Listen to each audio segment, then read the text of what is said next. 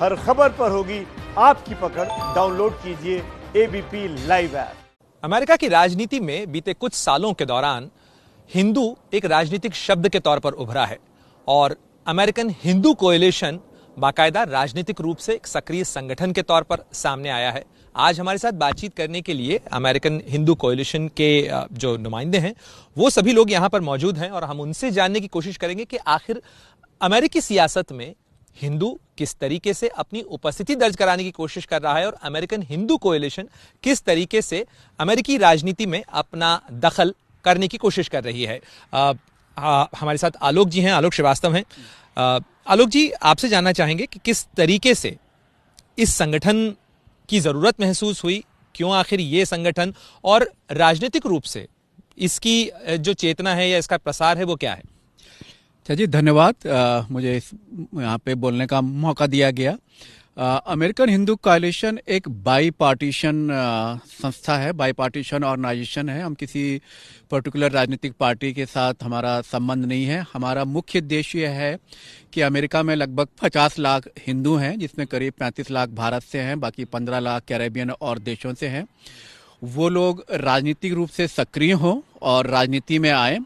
वो लोग काफ़ी पढ़े लिखे हैं, तो उनको ये समझाने की ज़रूरत नहीं है कि वो किसको वोट दें, लेकिन वो पार्टिसिपेट करें। और हमारे प्रयासों की वजह से इवन हमारे इस क्षेत्र में, हम अभी लोग वर्जीनिया में जो हमारा मुख्यालय है वहाँ से हम बात कर रहे हैं। हमारे क्षेत्र से जो संसद के लिए चुनाव लड़ रही हैं मंगा जी, वो अमेरिकन हिंदू कोएलिशन की सदस्य हैं। और बहुत से और उम्मीदवार पूरे यूएसए में हमने उनको प्रोत्साहित किया कि आप राजनीति में आएँ, क्योंकि जब तक आप राजनीति में नहीं होंगे आपकी महत्ता को पहचाना नहीं जाएगा। और आप जैसे यहूदी संगठन है, ज्यूज को ले आप, और ज्यूज लोग इतने पावरफुल इसीलिए है कि पॉलिटिकली बहुत एक्टिव है। इसी तरह हम चाहते हैं कि हिंदू लोग भी सक्रिय हों। और ये कोई नई बात नहीं है, सभी मुस्लिम ऑर्गेनाइजेशन भी हैं, इवन सिखों के भी हैं, बुद्ध के भी हैं। अब तक कोई प्योर हिंदू ऑर्गेनाइजेशन नहीं था, बाई पार्टीशन पार्टी के साथ थे।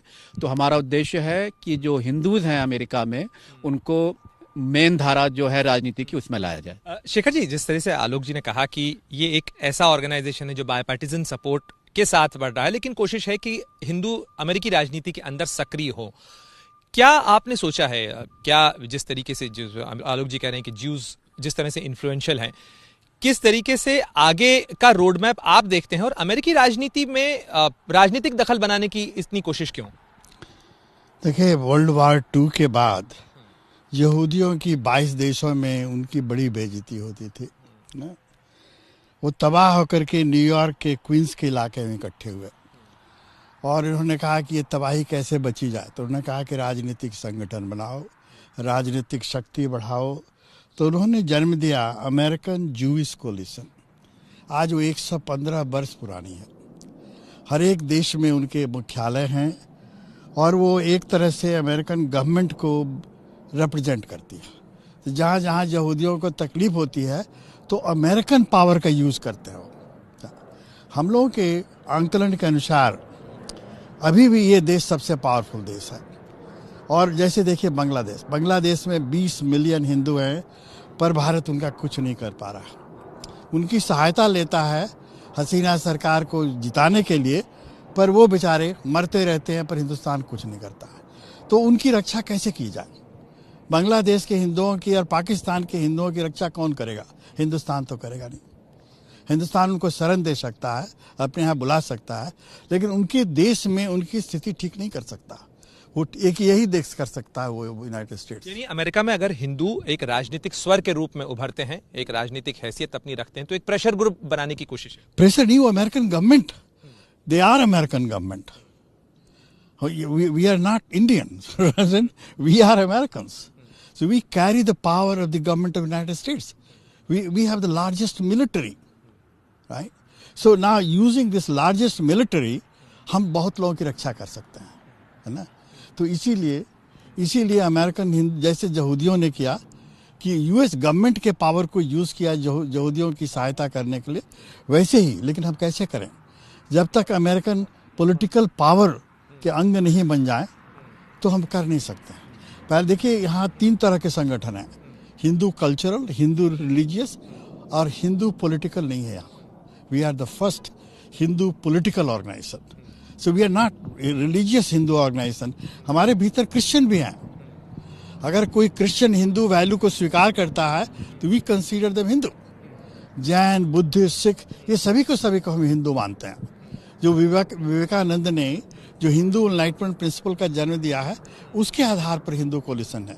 हिंदू हर्षी, जिस तरीके से शेखर जी भी बता रहे हैं कि ये एक राजनीतिक स्वर बनाने की कोशिश है, अपनी उपस्थिति मौजूद दिखाने की कोशिश है। इस बार के चुनाव में अमेरिकन हिंदू कोएलिशन फिलहाल किसके साथ है?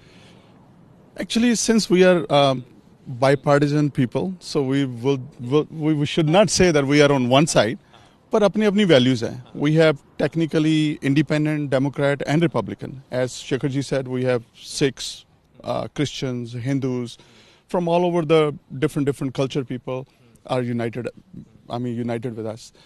You know, generally, all the time when lot of successful, हाँ जी, बहुत सारे सक्सेसफुल हमारे इंडियंस यहाँ रहते हैं, किसी को भी बोले ना कि आप पॉलिटिक्स के लिए हमें थोड़ा सा कुछ सपोर्ट करें या पॉलिटिक्स में आएँ, तो दे गेट सो स्केर्ड। अगर मंदिर के नाम पे, हाँ जी, मंदिर के लिए वो पैसा भी देंगे, लेकिन जब तक हम पॉलिटिकली एक्टिव नहीं होंगे तो हमारी जो पहचान है वो दबती जाएगी। तो इसीलिए शेखर जी की अगुवाई के अंदर और आलोक जी और वेरी लर्नड डॉक्टर आलोक जी, तो हमने ये एक ऑर्गेनाइजेशन इकट्ठा किया जिसमें हम अपने लोगों को सिर्फ पॉलिटिकल प्लेटफॉर्म के लिए रिक्रूट करते हैं, उनको हेल्प करते हैं और उनको पुश फॉरवर्ड। इंडियन कैंडिडेट्स या मतलब कह लीजिए हिंदू कैंडिडेट्स जितने भी हैं जो कि इंडियन यहाँ हिंदू या जो इंडियन ओरिजिन के भी कैंडिडेट्स हैं, बहुत सारे लोग जो सेकंड जनरेशन भी हैं, वो इस बार चुनाव में खड़े हुए हैं, अलग अलग पोस्ट के लिए खड़े हुए हैं। उनको आप लोग किस तरीके से सपोर्ट कर रहे हैं शेखर जी? देखिए, पहला सपोर्ट तो उनको इंडोर्समेंट चाहिए। कोई बहुत पावरफुल अमेरिकन पॉलिटिशियन कहे कि हम इनको इंडोर्स करते हैं, जैसे मंगा अनंत मुला को प्रेसिडेंट ट्रंप इंडोर्स कर चुका है ना। निशा शर्मा कैलिफोर्निया में है, उसको मेजॉरिटी लीडर इंडोर्स कर चुके हैं, है ना। तो इसी तरह से जब तक पावरफुल अमेरिकन जो हैं पॉलिटिक्स में वो इनको इंडोर्स करे कि हमारी कैंडिडेट है ना, तब दुनिया उसको ध्यान देते हैं। क्योंकि हम लोग हमारा ये साल पहला अटेम्प्ट है कि हम लोग डायरेक्टली आदमी को पॉलिटिक्स में डाल रहे हैं, साथ साथ हम लोग डायरेक्टली एडमिनिस्ट्रेशन में डाल रहे हैं। अभी हमारे 2 लोगों को ट्रंप ने नॉमिनेट किया है यूएस गवर्नमेंट में, एक उसमें से अमेरिकन है ना, और एक हिंदू लड़की है ना। सो दोनों जगह पावर की जितनी जगह हैं, एक तो हुआ कांग्रेस, दूसरा हुआ एडमिनिस्ट्रेशन, वहाँ हम आदमी को डालते हैं। और ये तभी संभव है जब तक पॉलिटिकल पार्टी को लगे, प्रेसिडेंट को लगे कि हम उनके साथ हैं, हम उनको चुनाव में मदद कर सकते हैं, उनको शासन में मदद कर सकते हैं। तो जब तक हम उनके अंग नहीं होंगे तो हमारा क्यों ख्याल करेंगे? अभी देखिए 35 हिंदू ट्रंप एडमिनिस्ट्रेशन में बड़े बड़े पदों पर हैं। जैसे आप चूंकि टेलीविजन के हैं, हमारा जो एफसीसी का चेयरमैन है वो हिंदू है ना। एफटीसी जो ट्रेड का है उसका चेयरमैन हिंदू है। उसमें से काफ़ी हम लोगों के नॉमिनेटेड हैं, उसमें से कुछ क्रिश्चियन भी नॉमिनेटेड हमारे हैं, अमेरिकन हाँ वो अमेरिका, लेकिन हमारे सपोर्ट पर अपने पद पर गए वो। आमतौर पर जो रिलीजियस आइडेंटिटी है उसको असर्ट करने में लोग झिझकते हैं, कहा रिलीजन को लोग पर्सनल इशू मानते हैं। इसमें आप जिस तरीके से बाकायदा एम्फेटिकली इस चीज को कह रहे हैं कि हम हिंदू आइडेंटिटी पर बात कर रहे हैं, ये हिंदू रिलीजियस नहीं हुआ। देखिए 3 धाराएं हैं भारत में। देखिए चाणक्य, बाजीराव पेशवा और आरएसएस, ये हिंदुत्व की धारा है, ये पॉलिटिकल लाइनेज है।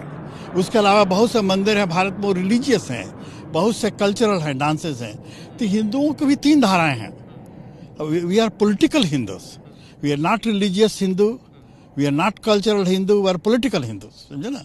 देखिए Chanakya was not religious Hindu, he gave birth to Bharat, he destroyed 1850 countries and made one country. Bajirao Peshwa won 3/4 of India. None of these people are religious.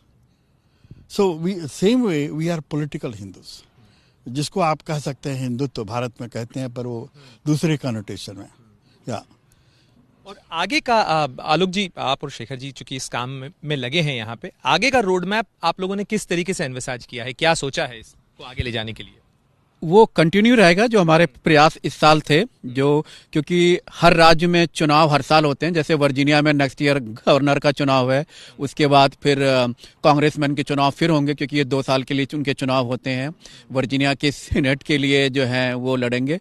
तो हमारी यही पुश रहेगा कि ना सिर्फ पूरे अमेरिका में हर जगह जो उम्मीदवार हैं जो हिंदुत्व पे बिलीव करते हैं, हिंदुत्व का मतलब ये नहीं है कि वो बहुत ज़्यादा पूजा पाठ करते हों, बल्कि जो इस बात को स्वीकार करते हैं कि हिंदुज़म जो है बहुत पुराना धर्म है, उसमें बहुत सी अच्छाइयाँ हैं, और हिंदू इनलाइटमेंट प्रिंसिपल जैसे कि योगा है, हमारा पुराना आयुर्वेद है, उन चीज़ों को, या इवन हम रामचंद्र जी के जीवन पे ही लेते हैं, कैसे एक आदर्श परिवार होना चाहिए, जो इन चीज़ों में, इन सभ्यता में बिलीव करते हैं, उन लोगों को आने के, जिससे कि जो लोकल अमेरिकन है उनको हम महानता के बारे में हिंदू धर्म के बता सकें, और उनकी जो गलत फहमियाँ फैली हुई हैं, तरह तरह के प्रचार होते हैं, कास्टिज्म ये वो, उससे ऊपर आके कि जो अच्छाइयाँ हैं हिंदू की पता चलें, और वो लोग राजनीति में भाग लें, और उससे ना सिर्फ अमेरिका को फ़ायदा होगा बल्कि विश्व भर में जहाँ जहाँ हिंदू रहते हैं, जैसे शेखर जी ने बांग्लादेश का उदाहरण दिया, भारत उनके बारे में उनको शरण दे सकता है, चिंता कर सकता है, लेकिन भारतीय जो है वो बांग्लादेश प्रशासन पे दबाव नहीं डाल सकता। वो दबाव डालने के लिए आपको बड़ा शक्तिशाली इकोनॉमिक और मिलिट्री पावर होना पड़ेगा, वो सिर्फ दबाव अमेरिका जैसे देश ही कर सकते हैं। तो हम चाहेंगे कि जो हिंदुओं के प्रति अत्याचार वहाँ पे हो रहे हैं, बांग्लादेश में या पाकिस्तान में या दुनिया में कहीं भी हो रहे हैं, उन देशों पे अमेरिकी दबाव बढ़े और उनकी लाइफ सुधरे, वहाँ पे उन पर अत्याचार। इस बार पहली बार जो है ऐसा महसूस किया जा रहा है कि जो इंडियन अमेरिकन कम्युनिटी है वो काफी पॉलिटिकली वोकल नजर आ रही है इलेक्शन।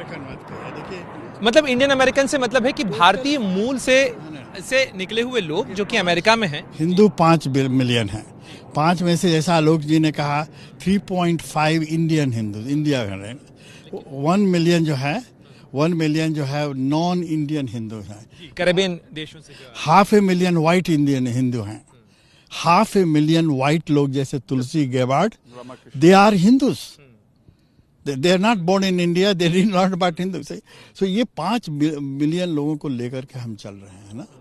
और इस बार हम लोगों ने पहले से 4-5 हिंदू होती है कांग्रेस में हैं, इस बार हम लोगों ने दो रखा है अपने 2 कैंडिडेट, एक यहाँ और एक कैलिफोर्निया और एक सेनेट में न्यू जर्सी में।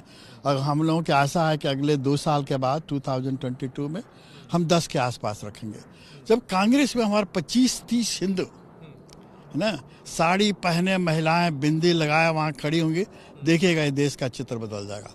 और पाते हैं आपके जीवन में ही एक हिंदू प्रधान राष्ट्रपति होकर भारत जाएगा, उस समय लोग देखते रहेंगे कि ये कौन है ना। निश्चित रूप से बहुत ही महत्वाकांक्षी है।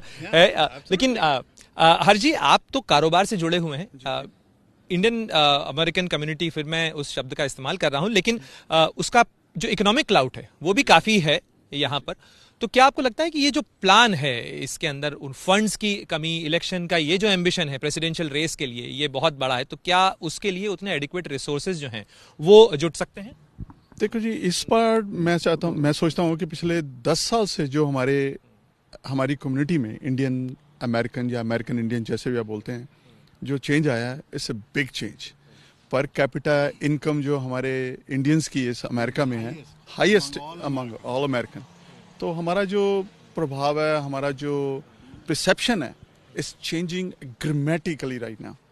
सो बाकी मैं कमला हैरिस कैसे वाइस प्रेसिडेंट बनी? Vice president candidate, how did she was facing 6 candidates, all blacks, but why she was selected? Can you answer me? क्या आपके कहने का तात्पर्य यह है कि इसके पीछे कमला नाम जो है ये उसकी money. We offered Biden $7 million. First time we raised 1.2, then we raised 3.2. Now this week we are going to give him $2 million. So money, Biden was out of money. When she came out of the primaries, he has no money. So the reason he picked Kamala, one of the reasons he picked Kamala, because we gave him money from the Silicon Valley. And her husband got it from Wall Street. Money makes all the difference in politics. And we are the richest per capita income group among all Americans, not the Jews. We left the Jews behind. That is true. हाँ, यही जो चीज है आपको confidence देती है कि एक दिन अमेरिका का राष्ट्रपति एक हिंदू नाम वाला व्यक्ति हो। आपके जीवन में, आपके नहीं, हमारा ख्याल है कि हो सकता है कि 2024 में जो राष्ट्रपति होने की चाहता है वो नम्रता रंधावा हो सकती है। हाँ? You know Namrata Randhawa.